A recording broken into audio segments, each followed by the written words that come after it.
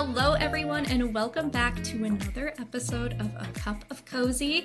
Today, I have the pleasure of sitting down with fellow content creator, gamer, reader, and mom of 4 kiddos, Caff. Caff is a Twitch streamer, YouTube, and short form video content creator. She is the woman behind the Indie Brew, which brings you all of the latest indie gaming news. And we're really excited to have her on the show today. Welcome to the show, Caff. Thank you so much for having me and for that amazing introduction. It's always like a mind. Wait, am I allowed to swear? Yeah, you could swear. Okay. I was like, oh shit. Better check that. It's always like a mind fuck when you like hear all of your achievements like in like one little summary. Yeah. You're like, oh wait, that is me. Wow. Okay. I always try to make them sound fun and cute at the beginning. So you are coming all the way from Australia. You are my furthest guest as of yet. Cool. So I know, little tidbit.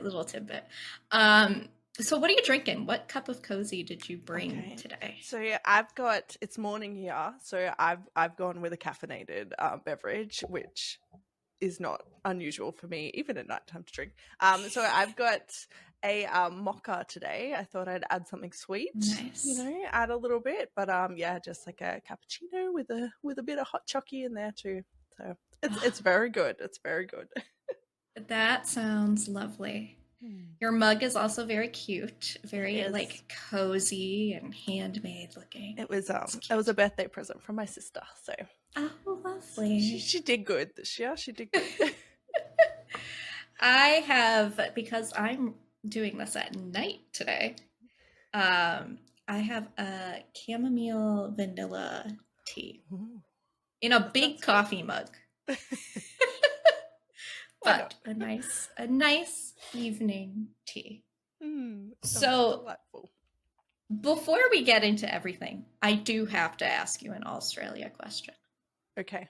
Growing up, I watched 2 shows that were based in like from Australian production companies or whatever, and like none of my friends watched them because who knows what the heck channel I was getting, but I loved them, and I actually recently just rewatched both of them for nostalgia reasons. Oh, yep. H2O, Just Add Water. Yep. Classic. I love that show, and I just watched the remake, which they made. I don't think I've seen the remake, but I definitely watched H2O. Yep. Top tier Australian TV. Amazing. I even got my husband to watch it with me, and he was like, wow, I love this. We still quote that show, me and my husband. We still quote that show in our day-to-day life. So it's amazing. It's good. It's like part of my personality. And the Saddle Club. Oh, yeah. Fun fact, we actually used to live right next door to the place where that was filmed. Really? I'm not even kidding. Yeah. So that was filmed at like this writing academy, and it backed on to the place we used to live. So we don't live there anymore, so it's okay. You can't find me, guys, okay? Well, so they also remade that show. Well, or they didn't remake it. It was just some more seasons afterwards, but they replaced the whole cast with a new cast. So instead of like following the characters as they grew up, they were just like, nah, we're going to get a bunch of new kids at the original age. I couldn't watch it anymore, but. No, that's the season we don't talk about. It just doesn't exist. Yep. Yeah, no, I was like, nah, I can't watch this. But those 2 shows are freaking loved them. And like, no one I know has watched them. Saddle Club is really hard to find, even in Australia to watch. It's hard to find. It's like one of those shows you have to get on DVD. I forget because I watched it like last year because I started horseback riding again after a while. And I was in my horse girl phase. I don't remember where I found it. Oh, they made on Netflix. They have an animated It's not the Saddle Club. Oh, It's H2O. They have an yeah, I animated think I've heard of H2O. that one. I thought it was Our the Saddle Netflix Club. is different in Australia, so we don't have the same shows in Australia. I forget about Australian that. Netflix is not good compared This to would have been American Netflix. a great segment for NordVPN.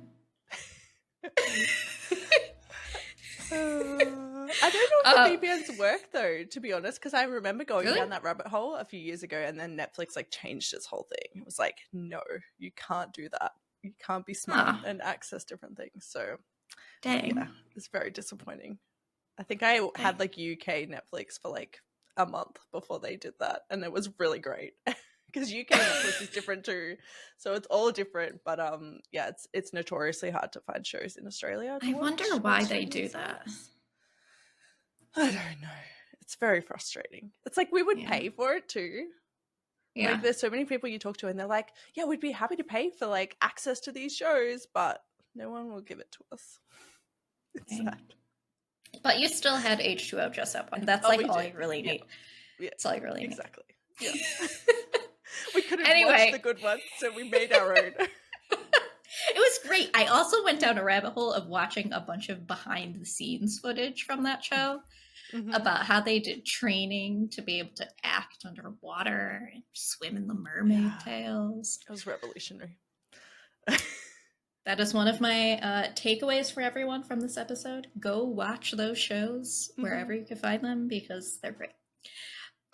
Anyway, let's get into the actual content of this episode. So, Caff, please tell people who you are for those who do not know you.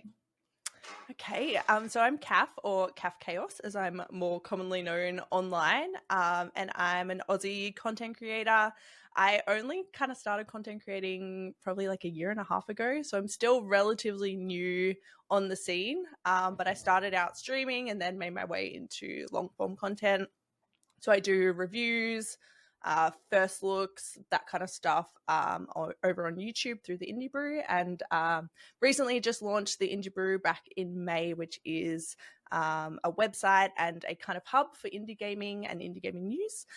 So just growing that at the moment, and yeah, just happy to be here, happy to be doing something that feels really amazing, and I love getting to work with so many amazing indie devs. So I think I'm exceptionally lucky to be doing what I'm doing at the moment. Yeah, it's super cool. I mean, you and I are into a lot of the same things game-wise and talk about the same types of games.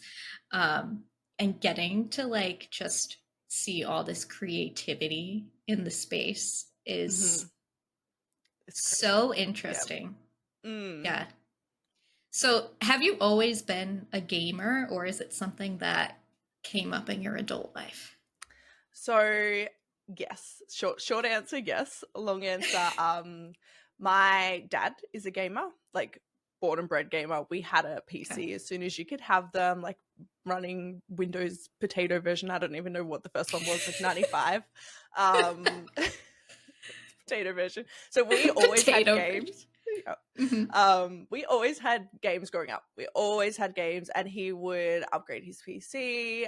He learned how to build them, and we would always just have like, he was into it, so he would just buy all these games. We had The Sims, we had Roller Coaster Tycoon, we had all of the classics growing up. And then we actually ended up getting into streaming because we were trying to get him into streaming. Me and my sister, we were like, Dad would be a really great streamer. Let's get him into streaming. But of course he was like, oh no, because obviously he's a bit older. And so he was a bit I mean, we need that on the internet. Oh, we do, for sure. And yeah, we were like, oh, we'll do it all together. Well, we'll do it all together. And so we ended up streaming all together. We play like co-op games. And then eventually he loved it, as expected, and so now he's taken off on his own journey, but he did give us that really great founding of games. And yeah, so I've always been a gamer. I did have probably a few years off or not as into games when my kids were a little bit younger because I just did not have the time, but it's been really great to kind of rediscover gaming again, and it's different when you're doing it in a content creation, like with that kind of view as well, I think.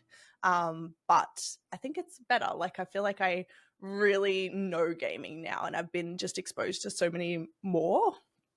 So yeah, there's just so many different new games that have come out, and I've really like content creation has challenged me to like broaden my gaming horizons and not just play the same Mm. games over and over again, and not just play like AAA games. It's like, no, indie games. Like I've, you know, discovered indie games through it, and Yeah. yeah, it's been great. So that was going to be another one of my questions. How and why did you decide on really focusing on the indie game niche? Yeah. So it was natural, I guess. Like it was a natural kind of discovery. And so I didn't start out streaming indie games. We played like Overwatch, I played like Hogwarts Legacy, like all of those kind of big games. And Hmm. then because I wanted to review games, it always is that whole process of to be able to get into that space, you need to pay upfront for games and review them, and then eventually Yeah. you can get games free, was the kind of path I saw it taking. And AAA games are really expensive. So I was like, Yes. oh, let's look at some other games. Let's look at some cheaper games. And obviously these were the indie games. And so I remember, I think my first review I ever did was Espresso Tycoon, which is an indie coffee game. And that kind of kickstarted my whole personality, I guess. Like that really did, you know, it was like, oh, this is coffee game. And I've always loved coffee. It's always been something that, you know, has been a passion of mine, but that kind of cemented it as my first kind of piece of proper long form content that I did. And then it just kind of progressed from there. I had this really kind of bizarre moment, I guess, in Steam Next Fest October last year. And I was streaming some demos, and I managed to have the devs come into the stream when I was streaming the demos. And it That's cool. was, I was streaming, what was I playing? I was playing Dog You Don't Care. I don't know if you've heard of that. It's like a chaotic dog game where you get to just destroy a house while your owner's there. It's hilarious. It's so fun. Highly recommend checking it out. But that demo just launched, that Steam Next Fest. And so Mhm. I was playing it. The dev came in, and it was the first time he'd seen someone play his game ever. Oh, that's And so it was the cool. first time, I think the first time I'd had a dev come into my chat as well. And it was just like the most wholesome and like heartfelt experience, because we were both just experiencing this like really cool, weird, like experience together, Yeah, where it yeah. was like his first time seeing someone enjoy his game, my first time having a dev come in and interact so thoroughly in a stream.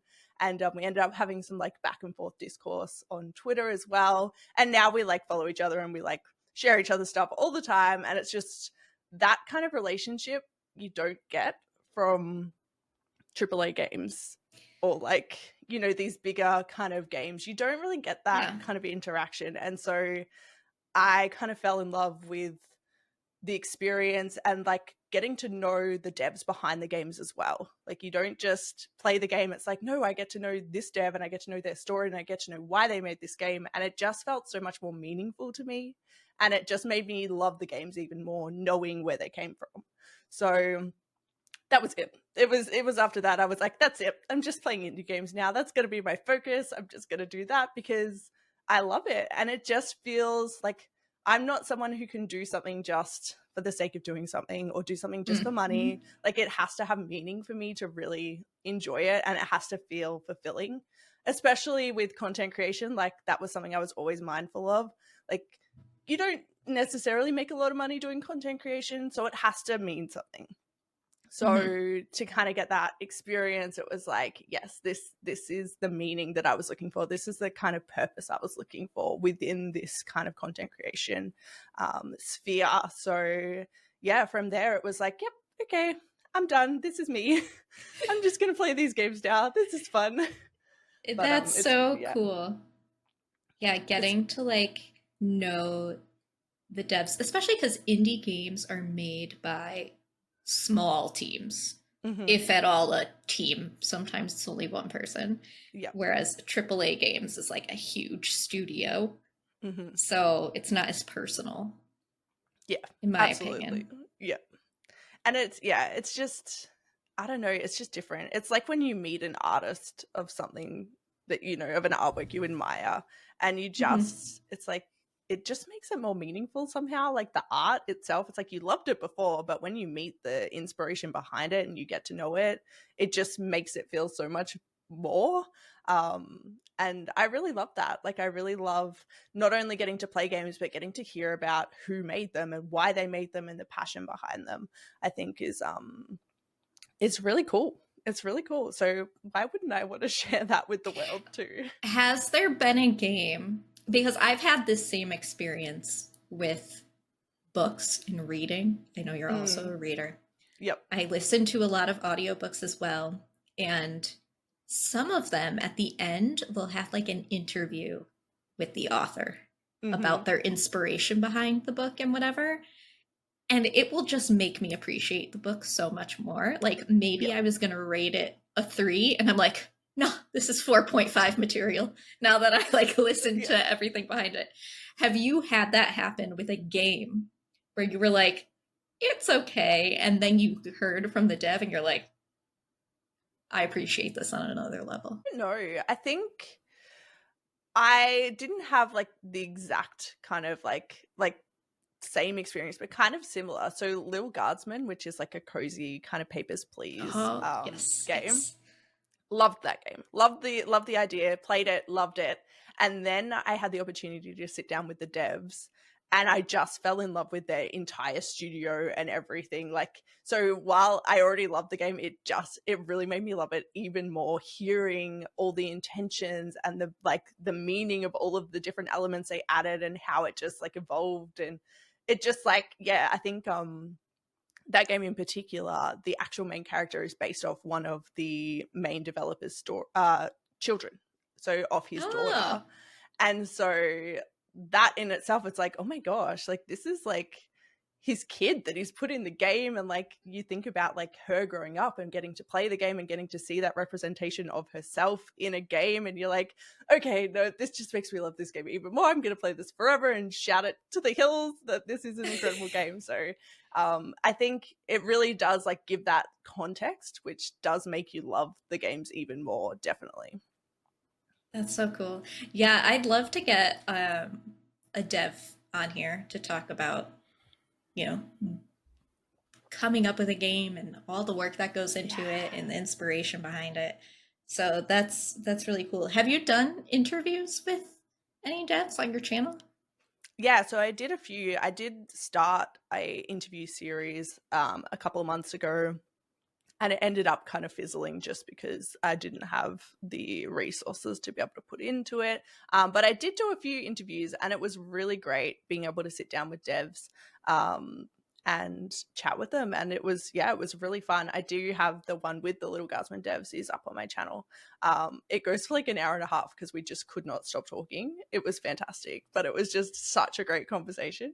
But yeah, it was really great. And I have talked to a lot of devs like in person at cons and stuff like that, which is really interesting as well. So I think, yeah, like even just chatting to them in person can be really fun to kind of hear their inspirations as well.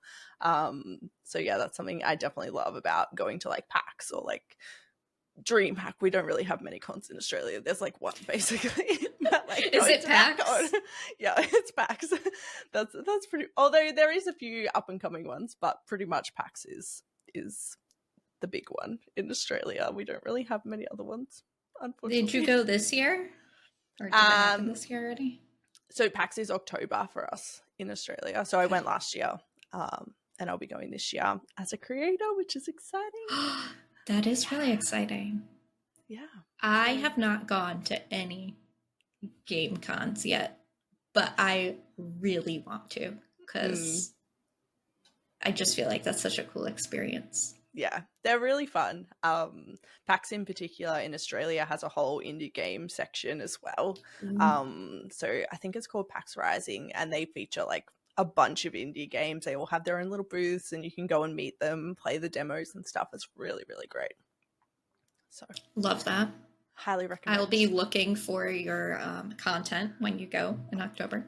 There will be a lot of it. Big plans. As there should be. As there should be. Something else I wanted to mention about your videos. So I found out about Caff because I watched her content. Um, mainly your YouTube content. I think that's where I first found you, is on Yeah. YouTube. And I loved your reviews and how you go from, is it decaf or fully caffeinated? I love that. It's my favorite part of my reviews, I'll be honest. I I love when reviews have a good structure to follow Mhm. along, because then if I like that structure, I'm like, well, I'm going to try to find them reviewing every game I want to know about because I understand what they're going to talk about. So Yep. that is what got hooked me Yep. on your content. Yes. It's very Oh, cute, and the coffee theme, you know, obviously I'm also a coffee theme girly, so yes. it It's clicked. good. It's good. Yeah. Have you always wanted to do content creation too, or how'd that come about? Yeah. So, short answer, yes. um, I'm the type of person I'm a creative person. I'm the sort of person that picks up different hobbies and different things, and I'm always doing something on the side, or I'm always, playing around with something, learning a new skill, whatever it may be. So, I actually started making videos back when I was like 11 or 12, and I'd like go out and make my brothers and sisters do random things, and we'd just like edit it to music, and it was ridiculous, and we'd have to like burn it onto a DVD back then too. Like, you couldn't just upload it. And we'd play it on the TV, and it was the best thing ever. And so I kind of did that way back then, and then kind of touched back with it throughout my teenage years. And then I ended up randomly taking like a video subject at uni as like an elective as well. So it was just like one of those things that I always came back to.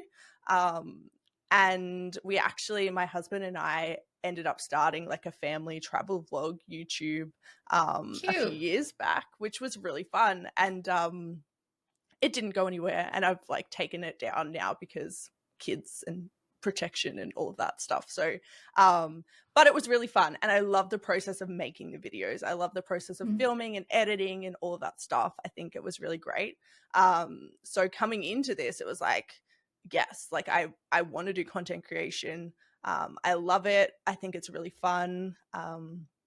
I love the process of it too. So not just playing the games. Like I love playing the games, and then I love writing the reviews, and then I love filming, and then I love editing. So like I really do enjoy the entire process. I mean, there's obviously bits that are not as fun, but Mhm. generally speaking, like I enjoy the entire process. I love being creative, and I love having my own kind of outlet for that. Um and yeah, it's really great. Like I somehow like I look back now, and I like somehow across my entire life have like randomly developed all of the skills that I would need to be a content creator, which is really random, but it does kind of make me feel like, oh, okay, maybe I should do this. Maybe this is where I'm supposed to be. But yeah, it's one of those things that just kind of happened but didn't happen at the same time, if that makes Yeah. any sense. I think you saying that you're always the person to like start learning something new or like trying something new, that it's no surprise that like you ended up getting all these skills and you Mm. just like found a way to combine them all into one great It's hobby and literally what it pastime. feels like. Yeah. Yeah. It's crazy. So um that's cool. That's cool. Yeah. But yeah, it's kind of like you would look at like my skill set on paper and be like, that is the most random skill set you could ever have in like ever. What the heck? How could you possibly combine all of these skills into one thing? But then it just turns out that that's exactly what I needed for content creation. So it's just has a way of working out. That's perfect. That's Yeah. perfect.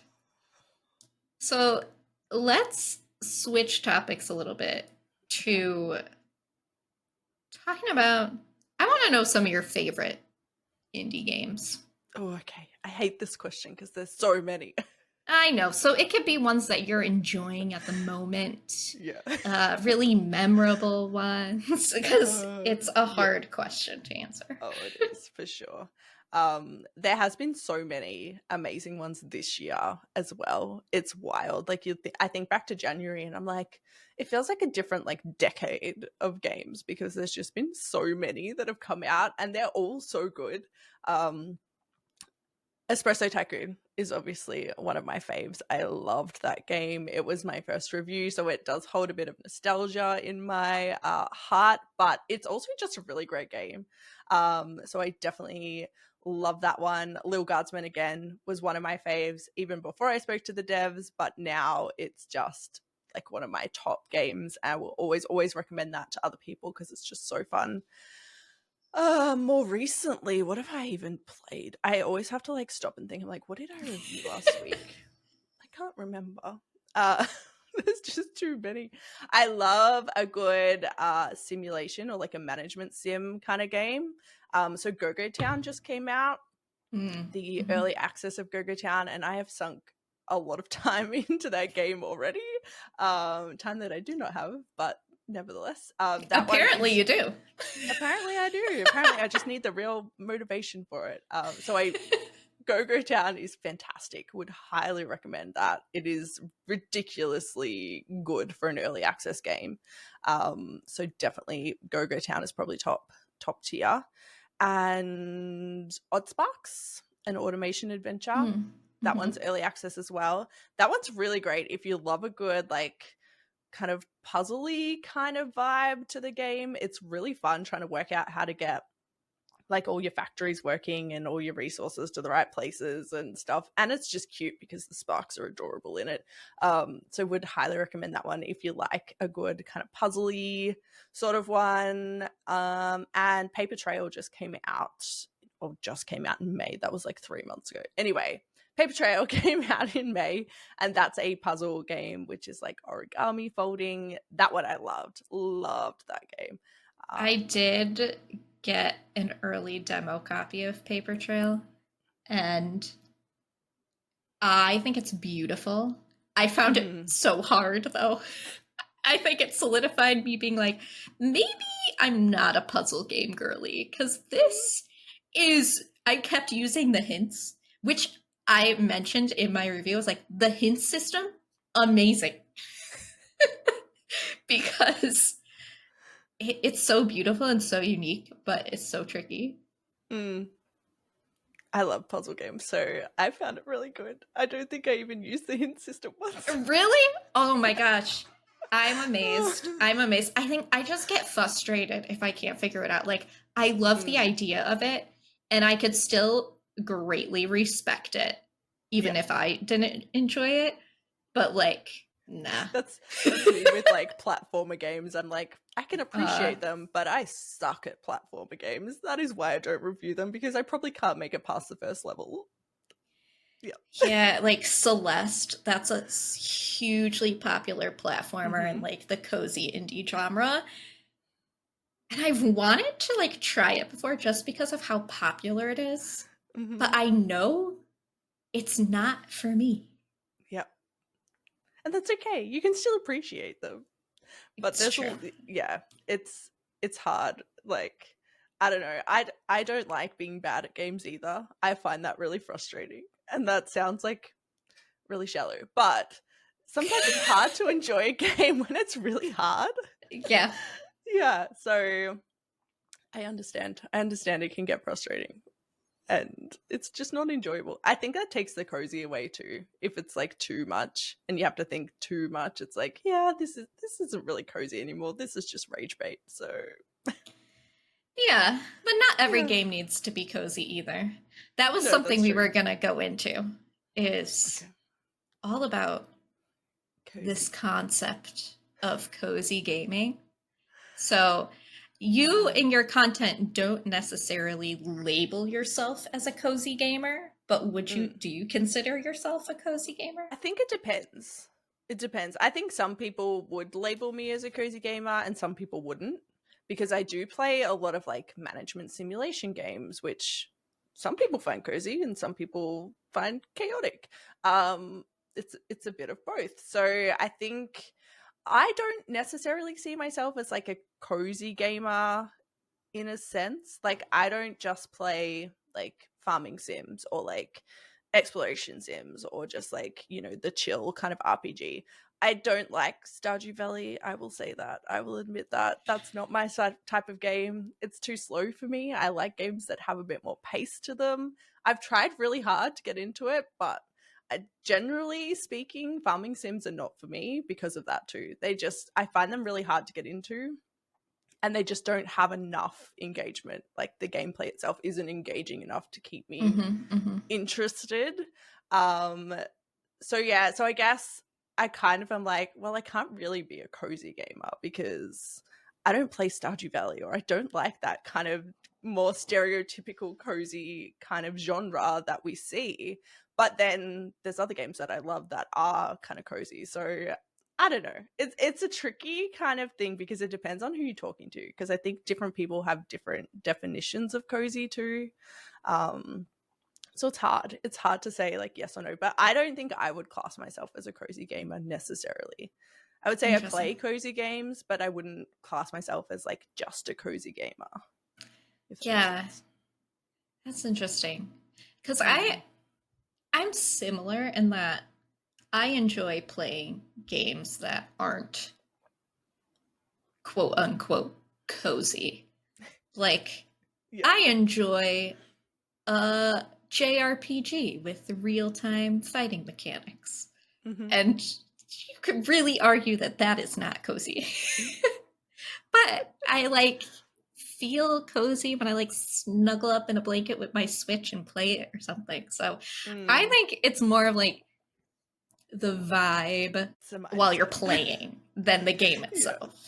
Yeah. And I would agree with that. Like it definitely, different things feel cozy for different people, I think. And I think part of it is like the familiar aspect of it. So if a game feels familiar to you and you like you know what's coming up, kind of the general mechanics, I feel like that would feel more cozy, which is why I think people say like Elden Ring is cozy for them. Because Elden Ring kind of carries through similar kind of mechanics and stuff. So you would kind of be like, yeah, okay, I know what to expect. This doesn't stress me out or give me anxiety because I know what I'm doing in this game. So I feel pretty chill playing this game. But yeah, I think it's so interesting because it's such a like big kind of, I don't know what's the word is. It's like a buzzword now. Buzzword, that's it. It's such like a big buzzword. It's like, and some people get really defensive about it too, which is really interesting. They're like, no, that's not a cozy game. You're like, okay, sure. Or like I've had someone say to me like, how can you not like Stardew Valley? You're a cozy gamer. And I'm like, I just don't.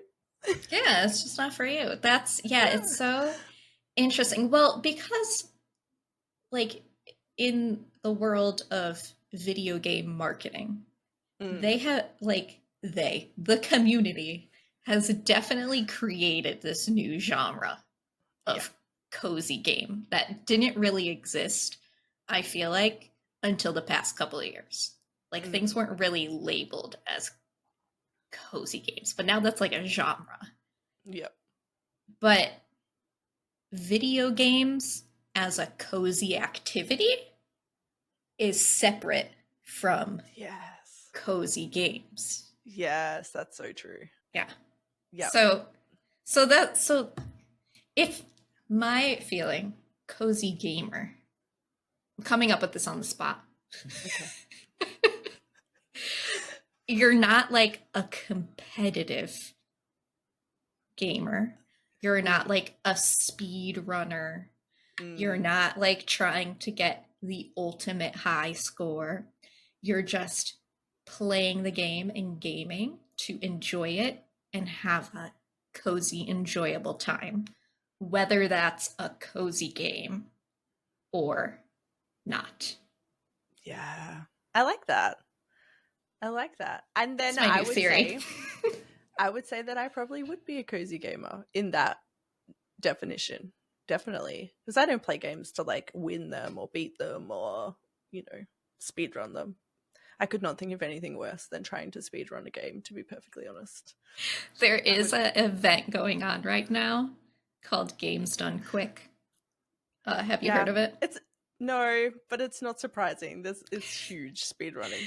Yeah, Much. well, actually, the event is really cool. Even if you're Mm. not into speedrunning, my husband is interested in watching speedrunners, so I'll watch like the games that we've played because it's really funny to watch somebody play it in like 20 minutes when it took me like 50 hours.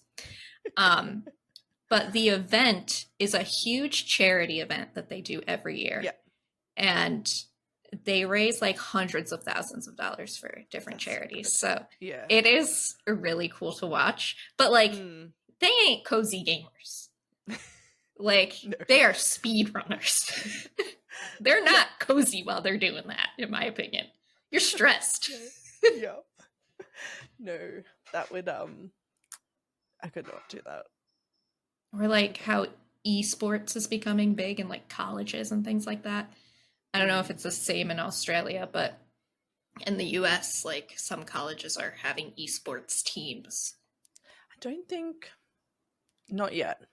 Give it a couple of months. Australia seems to be like, you know, just a bit of a copycat sometimes, so it wouldn't surprise me. I have heard like there is Australian esports teams, obviously, but I have heard of some like stuff to do with unis. I don't know if it's like scholarships or I can't remember.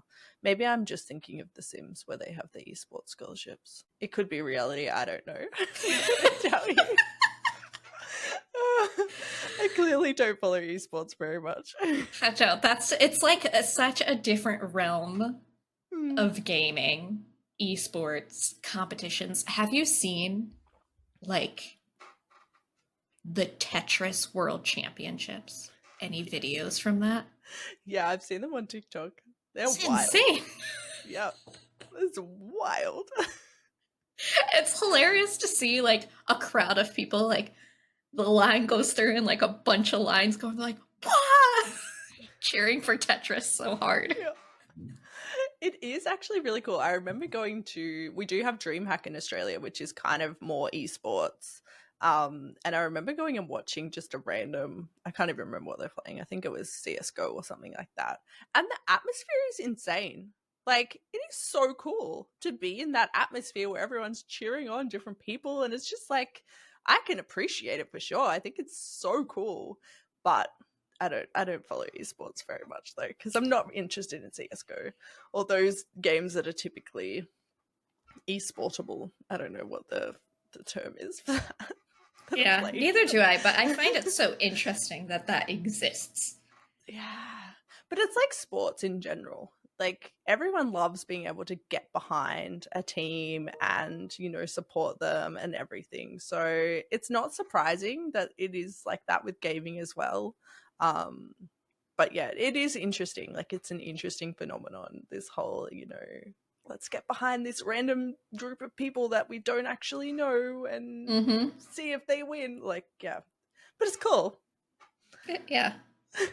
Are you a sports person, like, at all?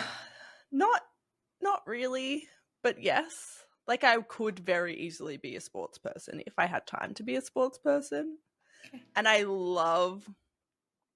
I'm a very competitive person, let's put it that way. So if I get into something, I get into something, but it becomes like competitive something. So I remember like my eldest daughter played basketball when she was at like 6, and it was like, you know, the like first, you know, tournament they could do. And it wasn't great. I didn't like who I became in her basketball season. I didn't like what I became. And it wasn't anything crazy. Like there was no like, you know, you need to do this, and like I wasn't like too bad. But I was like, but I could have easily gone down that track. And it's a slippery slope. I don't want to do that.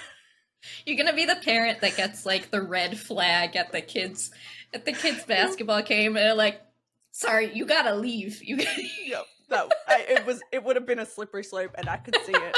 I could see it happening. I was like, yeah, "Do you really like playing basketball?" "No, Mom." "Okay, cool. Let's get you out of that." That's funny. I ask because like, yeah, I'm not a sports person. I'm not into that rallying behind something. So I was wondering if it's like a theme with people who enjoy gaming like we enjoy gaming. But yeah. No, yeah. In our very small sample size, it is. Yeah. No, we don't really watch sports, but we will watch the Olympics. I always get right into the Olympics, and I'm always like, I don't care what sport it is, I'm watching this because it's Mm. fun. So I always get right into the Olympics, because it's fun. It's fun. I think it's cool getting to just see people at the top of their like careers, like putting it Yeah, all out on the line. Like I think that's so fun to watch. Um and to cheer for them because you know what? They've worked their ass off to get there. Why not? The least we could do is watch them. that's true. That's Yeah. like bringing it full circle here. Playing games that people worked really hard on. Yeah. Well, It's that's very it. similar. Maybe it's that. Maybe that's the theme of my life. You That like I just appreciate the yeah. effort. And it's Yeah. going back to what you were saying about how you love talking to the people behind it too, because you get Yeah. the story. Exactly. I love those little interview segments they do with the sports people where you get like, their backstory and they're like, I overcome this and I overcome that, whatever dramatic backstory. They always seem to have a dramatic Always. backstory. Always Hmm. adversity in there. And it's really cool because then you're like, well, you've done this in spite of that. And I find it really inspiring too when you're like, you hear these stories and you're like, wait, so you like made this entire game by yourself? Like, despite having all this extra stuff going on and working a full-time job and doing all this stuff, and you still Hmm. have managed to create something that's this. And it's like, well, if they could do it, maybe I could do something with my life.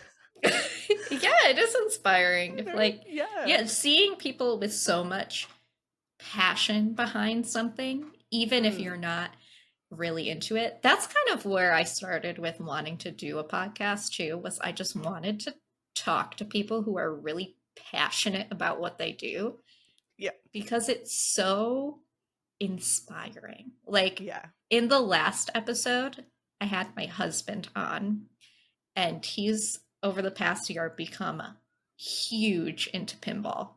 Yep. So the episode was all about pinball and him building a pinball machine. And I'm like, I don't care as much, but hearing you talk about this is Mm, so interesting because you're so into it. yeah. It's really cool when you like find someone and you hear how passionate they are about something. It is like they could be talking about something really random.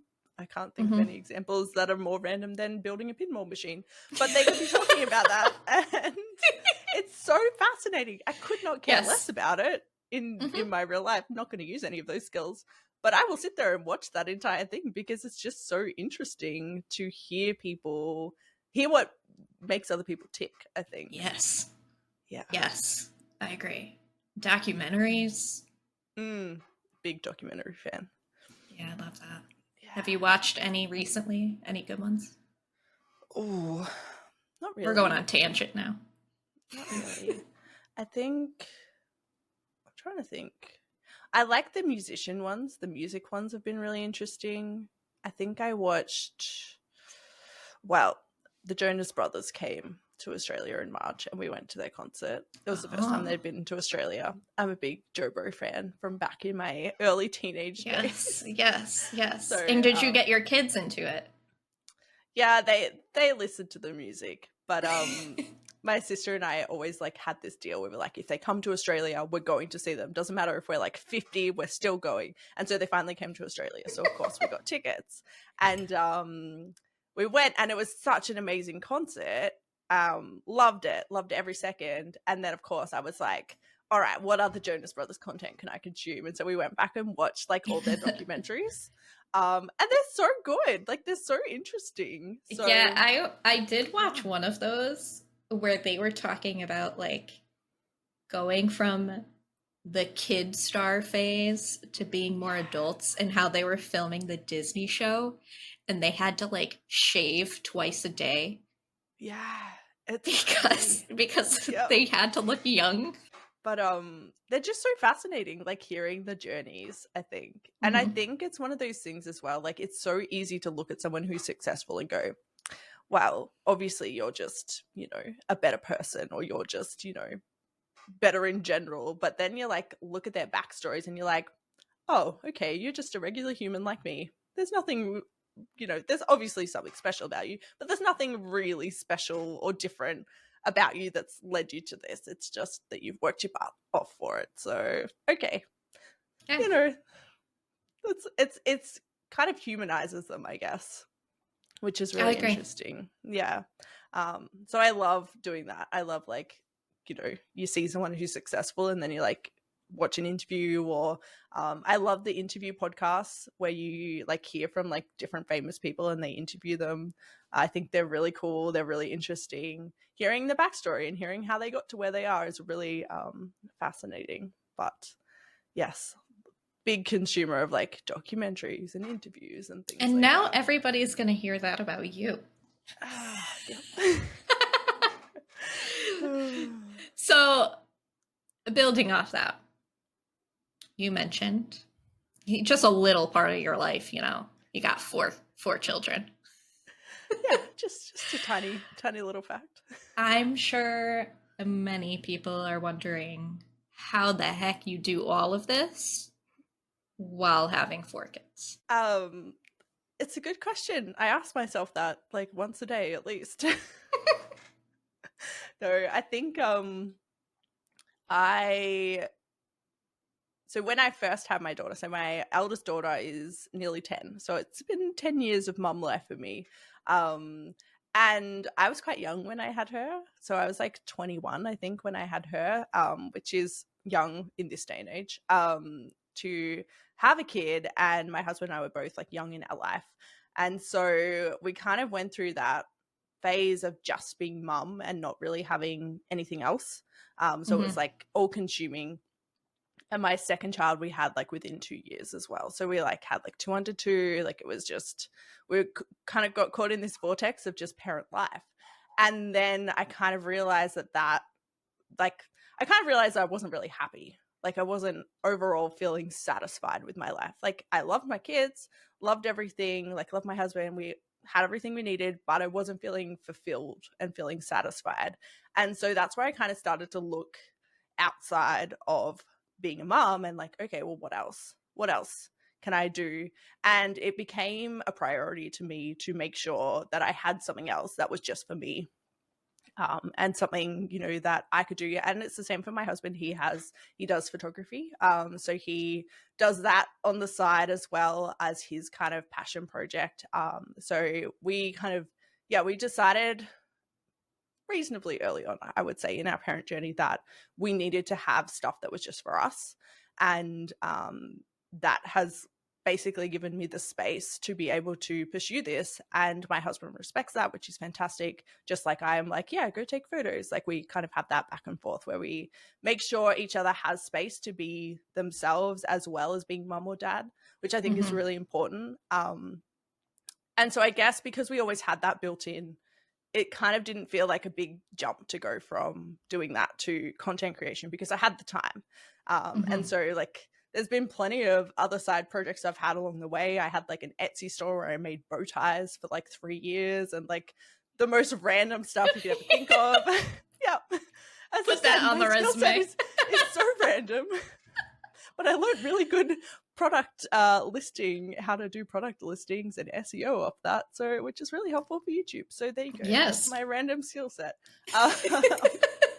So yeah, but it was always just, we made sure we had that side where we could just be ourselves, and it was fantastic. So that became content creation for me. That became gaming. Gaming was something we always did together as well. So it was kind of a natural kind of like, we always played games together anyway. So, that kind of became that. But yeah, I think the short answer is you make time for the things that are important to you. And I actually think it makes me a better mom to have that time to do things for myself. And to have that part of me, I often joke that, I've got my real life and my online life, which is why like in my real life, I'm mum, but in my online life, I'm Caff. And, it's like 2 different personalities in a lot of ways. That's what it feels like. It's like 2 different lives. It's like my secret identity. And which is cool, but it gives me that kind of freedom to do all of the stuff that I want to do and pursue it. And my kids are getting a little bit older now, so I do find myself with a bit more time to devote to it, which is great. But But yeah, it's always been something that I've prioritized, and I think it's really important in general to have something that's not parent life, because you need it. You need to be yourself too. Yeah, I find that really inspiring Oh, thank you.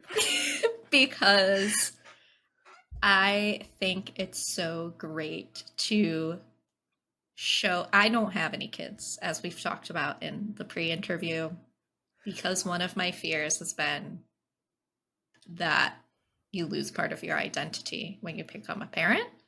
Mm. So I am always so inspired when I meet people who are still doing things that they love to do and still have that identity and can be a parent.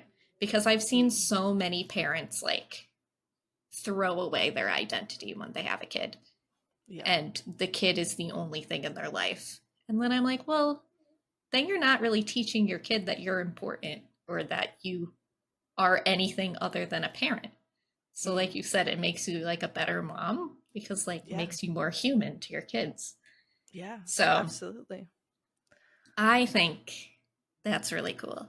And if I ever do have kids, that is the type of parent I want to be. Having my own identity. So yeah, I love that you do that. That's so great. And your husband too. And like both respect each other. That's been a theme on the show. I have had another mom on the show, and she was saying, you know, my husband understands that I need my time to do my thing. So he will like take on some of the burden of parenthood while I have my space, and then I'll do it for him. So it's just, I love hearing all of that. So warm and fuzzies. It is possible. It is possible. Yeah. So now that your kids are getting older too, have they taken an interest in any of your hobbies? Yes, my kids are big into gaming, which is interesting. It's been an interesting journey of like this whole regulating screen time and that kind of thing has been really interesting. But I'm a bit of a hardline with tech in my house, so we make our kids do chores to earn their tech time, which works really well, and it gives them that like kind of healthier relationship with tech, because that's quite often what I do in my adult life. I'm like, yeah, I'll do the dishes and then I'll play my game, kind of, you know, subtly rewarding myself for doing the things I don't want to do. So we're trying to kind of instill that in them. But they all love games. We have a variety of different gaming devices in our house, but they love Minecraft. Minecraft's a big one. All the Lego games my son loves, but and my daughter is just kind of getting old enough to really get into some different games. Like she played Little Kitty Big City and loved that, and she's been playing Go-Go Town as well, so that's really cool to see her kind of go into those more complex games rather than like, you know, just Minecraft or, you know, those sorts of games. But my dog is barking. Bailey, come here. She doesn't bark if you pick her up. Aww, it's a cute little peanut. Yeah. What's the matter? Like, what have you been doing in here? She like butted her way through the door. I was watching her. I'm like, what is she doing? Hi, you can just sit with me, hey? Yeah, we welcome second guests on the show. Yeah. Dogs, humans. This is anything. Bailey. She's not a Chihuahua, believe it or not. She What just is she? looks like one. She's a Pomeranian cross mini foxy. Oh, so she did not get the Pomeranian fur. No, she did not. We were very disappointed when she didn't have Pomeranian. But we still love you, don't we? Don't lick me though. That's gross. What were we talking about? Your kids playing games. Oh, yeah, they love games. Big theme. It's actually hilarious. My 4-year-old plays Minecraft as well, and they're quite often all 4 kids will get on a server together, and it's so funny. It's so hilarious. And like you would not believe the amount of times I've had to tell them off for burning each other's houses down and things like that. It's so funny. It's so funny. And yes, it's so hilarious as well, seeing gaming language enter their like everyday language. So I remember like my daughter asked Google the other day, she's like, hey Google, when you die, do you respawn? And I was like, oh god. So it's just like things like that. That's funny. That's really Yeah. funny. Oh, At but least yeah. you and your husband are also gamers, so you could like understand what they're saying Yeah. and whatnot. Like, my husband and I are the two gamers, really gamers, like amongst our friends. Yep. So they're like, we're gonna, if our kids get into video games, we're sending them to you so that we can understand what the heck they're doing. We get that a lot. Yep. But it's fun though. Definitely is nice being able to share something with them. We just make sure we do it in a healthy way, not just like you can play whatever you want with no filters kind of way. We're like, no, it has to be appropriate and it has to be, but it's still awesome being able to like share that with them. And that kind of passion with them. Absolutely. That I like that, like earning the screen time by doing things and how you equate it to how you kind of manage yourself. Like that is a very good parenting tips on a cup of cozy today. Yes. Why not? Okay. So, okay. We have one more like cozy topic to talk about, and then we got to get to the game. Okay. So totally switching gears here. We got to talk about books a bit. Oh, yes. I know you are a reader, and I noticed in your latest video, and I see it now, that you have your ACOTAR series on that shelf. Yeah, I do. They're my pretty books. So, I don't know what we're going to talk about here. I don't know. I didn't plan any reading specific questions. What are you reading now? I'm actually reading the Bridgerton prequels at the moment. Nice. So they're set like, I think they're set like 100 years before the main series. Because I watched the latest season of Bridgerton and I was like, I need more Bridgerton in my life. So I was like, I'm going to read those. So I've been reading those. I'm really enjoying them. They're good. They're nice. I do read a lot of like kind of heavy, like high fantasy stuff, which can get very, it's a lot of world building. It's a lot of lore. It's a lot of, that kind of thing. So Bridgerton's been a nice like palate cleanser because they're very just, you don't really need a lot of back knowledge. It's very kind of just, easy to read, I guess. I just finished reading Throne of Glass for like the 4th time or 5th time. So I needed something easy to read after reading that because that's such a long series. But yeah, so I've been reading that at the moment. It's pretty good. It's pretty good. Nice.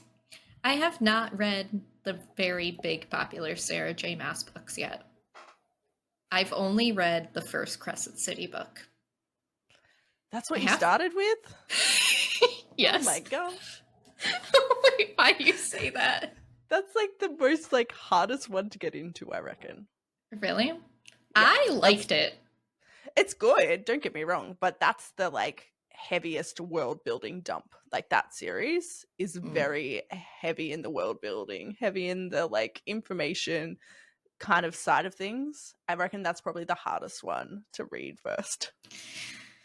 It was a lot, and it took me a while to get into it. I was reading it at a coffee shop, and some girl came up to me and she's like, I see that you're reading Crescent City, and I just want to tell you, stick with it.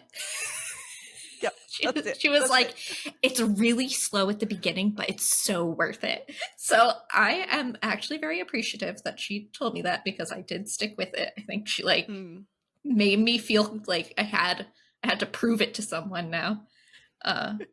It is a long book, but it's very worth it. My favorite book last year that I read was Priory of the Orange Tree. Ooh, that's on my list. That is a huge book. Which is why it's still on my list and I haven't actually read it yet. It took me a couple of months to read. And because it's like really, really high fantasy, huge world building, like I'd say more so than Crescent City. I only read that. I didn't read anything else like alongside it. So it was like multiple months of just that book. But it was so good. So I highly recommend, just okay. I'll bump it up a little bit higher on my list. Give it a go. If you've got it, you say you're a Kindle girly too, right? So yeah, if you have it on Kindle, way better than holding that big ass book. Yes. I love Kindle. I love reading on Kindle. It's so good. Highly recommend. I have a Kindle. I got a used one on Amazon, and I like it, but I just love my physical books. I just can't give them up. It's definitely a transition. I was the same when I first started reading on Kindle, and then dark mode changed my life. Because I can read in bed on dark mode and it doesn't hurt my eyes and it's not bright. So like the lights can be off. I can have just my Kindle on dark mode. It doesn't disturb my husband and it's just great. And I think like you've got to like have your text size right as well. Because if you read it too small, it can be hard for your eyes. But if you have your text size up, it makes it so much better to read with, and you can actually read quicker, I reckon. But being able to read at night without having to have a light on or like having to have one of those awkward like clip light things. That is the best use, in my opinion, and travel. Yes. Because then I could be like, well, it doesn't matter what book I want to read. I can just get it if I really want it. Yeah. And I really loved not having to wait for the next book. So, like, if you finish your book, you can just buy the next one and then boom, it's there. You don't have to go to the store. You don't have to order it online. You can just get it. It's so good. That's true. I wish that, like, when you bought a book on Amazon, that they would give you the ebook to read until it got to you. That would be amazing. So that would be so good. I feel like they used to do that for some books, and they don't do it. Probably because they want to make money. Probably. Yeah, that makes sense. But yes, I have heard that a lot, that people are like, if you buy the physical book, you should get the ebook for free kind of deal. If they did bundles, that would be cool. Like if they did it so you buy the physical copy and then you like pay an extra like $2 and you get the ebook, that would be cool. Yeah, but I'd do that. I would do that. They would sell so many ebooks. But anyway, we are not in charge of those things, unfortunately. Bringing this a bit to gaming, are you a fan of visual novels? Oh, sometimes. Oh, Bailey, shush. She's not a fan. It's okay. Go on. Go look at what's out there. Go on. I really want to be a fan of visual novels. I really love the concept. I love that you get to choose. I love that kind of stuff. I think it's fantastic. Like those kind of interactive fiction ones. But they are so slow. I'm like, I read like 100 pages an hour. Like I'm a speed reader, I would say. Okay. So they often move at paces that are just that little bit too slow to keep me hooked. And I just get bored because I'm like, no, this isn't fast enough. I need to know what happened like now. So if they were a book, I would demolish that story. And I love the storylines. But quite often they're very slow.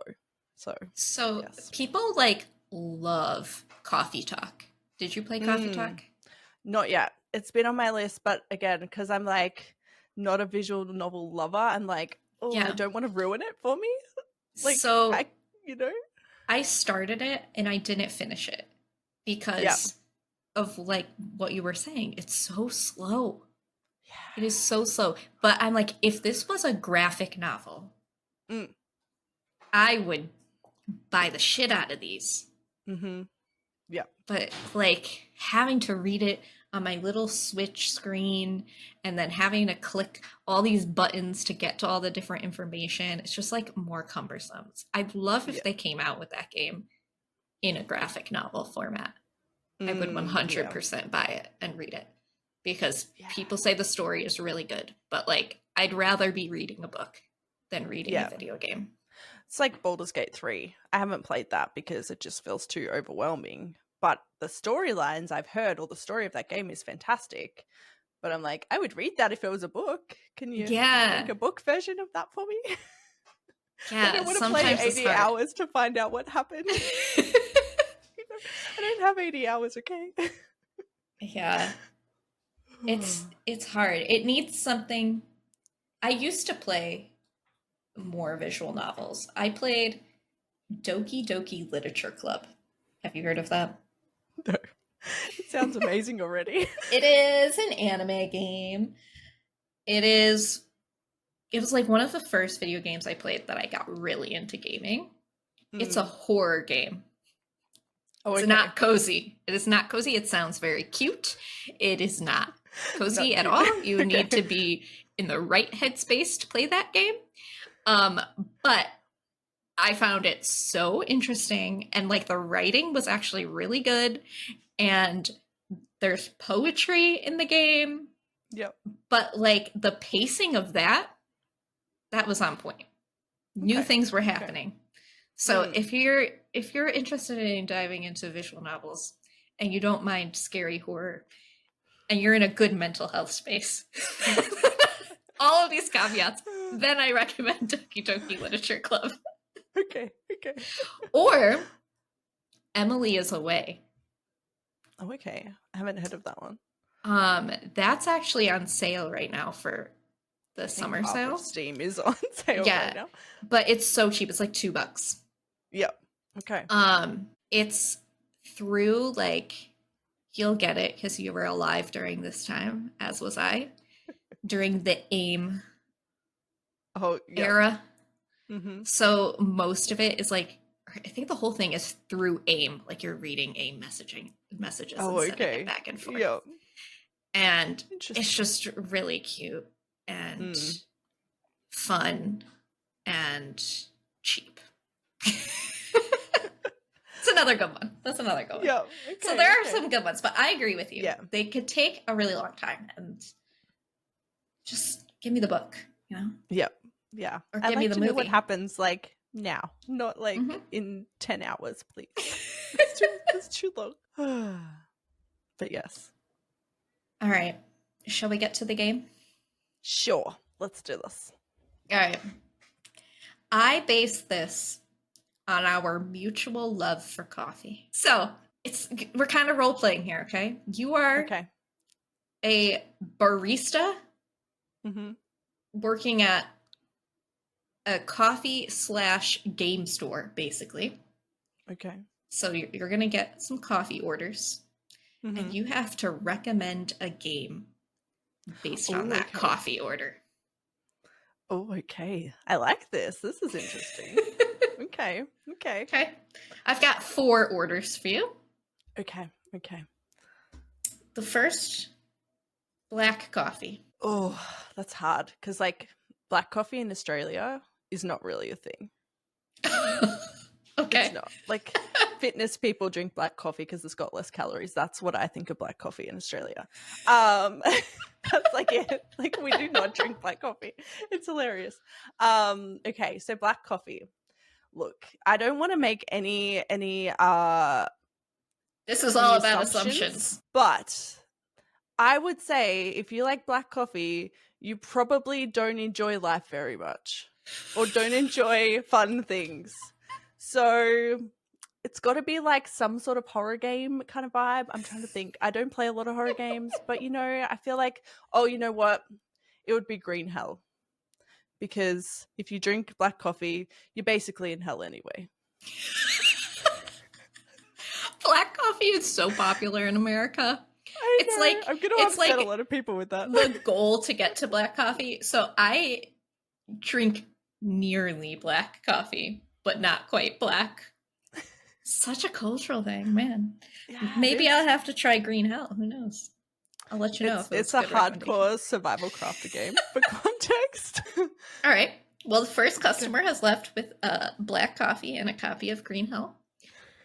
The next person at the counter is total opposite. They are getting a decaf latte.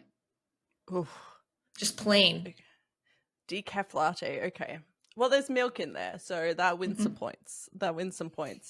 But obviously, you don't like anything with too much substance, right? Because it's decaf. You're drinking it just for the vibes. You're not really drinking it for any purpose, right? For the vibes. Let me think.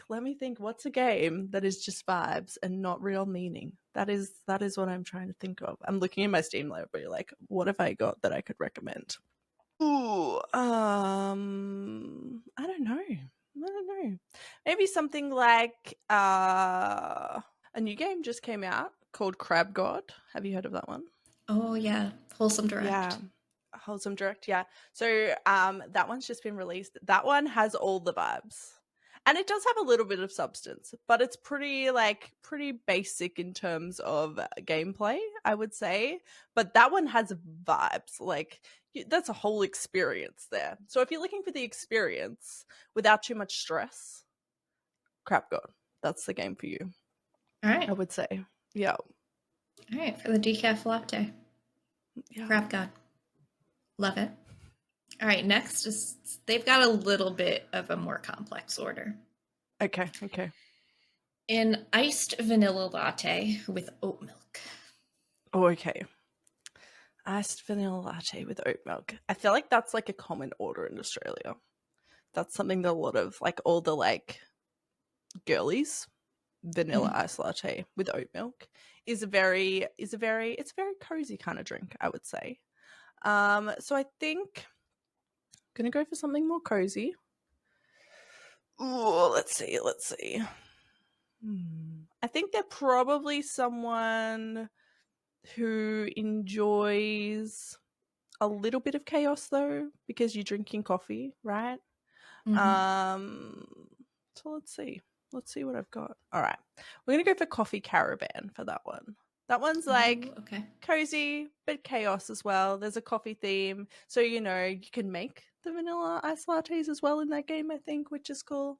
But that one's a solid game. It's a good game. Lots of gameplay. Bit of chaos in there, but there is a cozy mode too. So it's pick your poison a little bit. But that's a great game. Highly recommend. That game is really cute. The aesthetics are cute. I have not played it, but it's deceivingly cute. It's so chaotic under the surface. Well, because it's a management sim, right? Yeah, it's time management sim. But so you'll need your caffeine hit for that game. That is for sure. Right. All right, and your last order of the day. Mm-hmm. A little fancier. Okay. A caramel cortado. What is that? I've not heard of that before. Is that an American drink? It's a cortado has like a very little bit of milk in it. It's mostly espresso. It's served in like a smaller glass. Mm-hmm.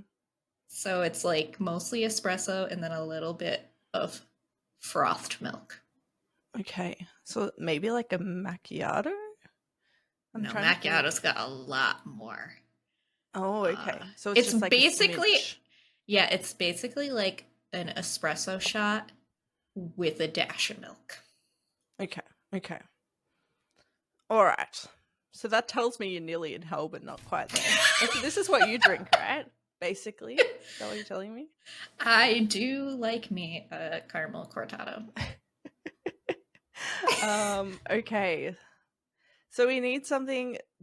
Coffee Caravan probably would have been a better choice for this one. Something that looks cozy, but is really not underneath. All right, we're going to go Odd Sparks and Automation Adventure. That one is cozy. It looks cozy. But there is a lot of meat to that game, and it can get very chaotic very quickly while you try and work out why your sparks are not carrying your things in the right way, and there's traffic jams, and it's a whole thing, but it's really fun. And it's cute, so, you're like, you're pretending not to be in hell because it's cute. But underneath is just chaos. It's just chaos. Oh, so you won't ever drink a shot of espresso? No, thank you. I don't even drink instant coffee. I'm like, no. I'm such a fusspot when it comes to coffee. And Australian coffee is just different. It's just different. Is it? Yeah. Like, how so? Now I'm interested. Okay. So like if you went and ordered a coffee from a coffee shop, what would you have? Like what would be on the menu? Just like your average coffee shop in America. Like Starbucks? Do you have Starbucks? We do. We don't drink at Starbucks because our cafes are better. If that gives you any indication. Okay, so like most coffee shops have like the Starbucks menu. So you could get like a vanilla latte, you could get a regular coffee, you could get medium to dark roast. Yeah.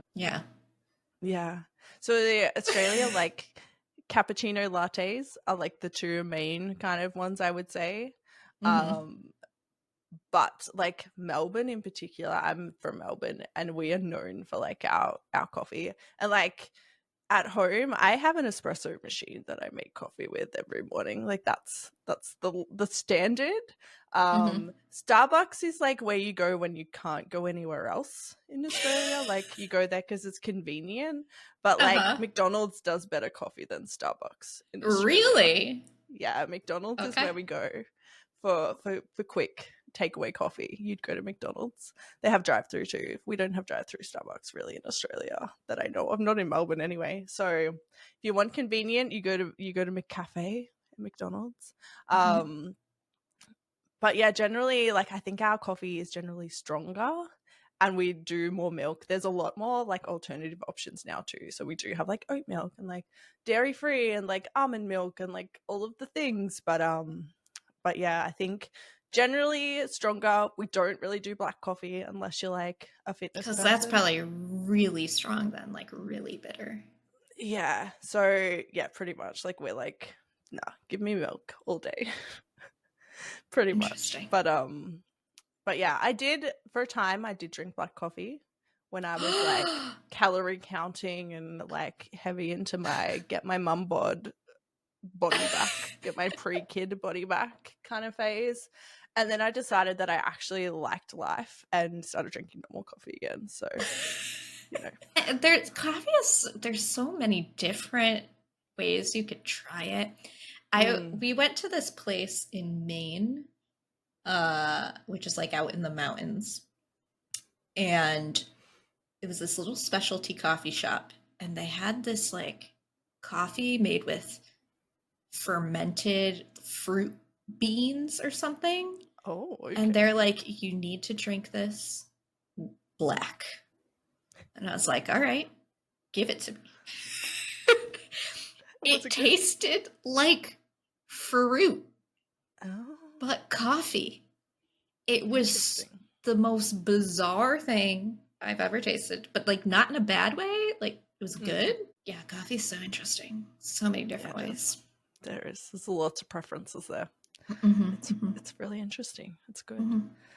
But yeah, I like coffee. Coffee is good.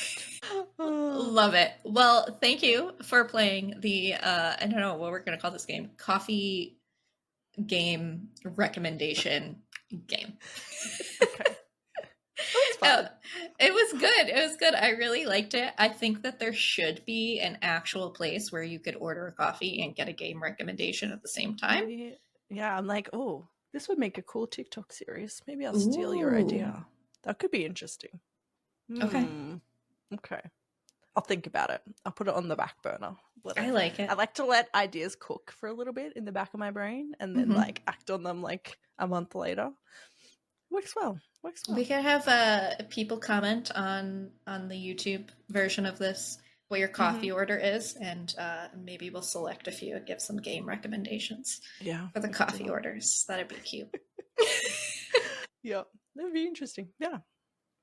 All right, so leave your coffee order below. Yeah. Uh, Caff, thank you so much for coming on the show and sharing so much about your content creation journey, gaming journey, your life as a mom, all this good stuff. Like, I loved having you on. It was great. Thank you. Thank you so much for having me. This has been so fun just to chat to someone else who appreciates a lot of the same things that I appreciate in life. It's great. Yes, love it. So, Yeah. is there anything you want to leave the audience with? Oh, I don't know. Don't drink black coffee. I don't know. I don't know. I always do this and then I think about it. I'm like, there are so many things I could have said that were really wise or really insightful, and I just said something stupid. Uh, but yeah, no.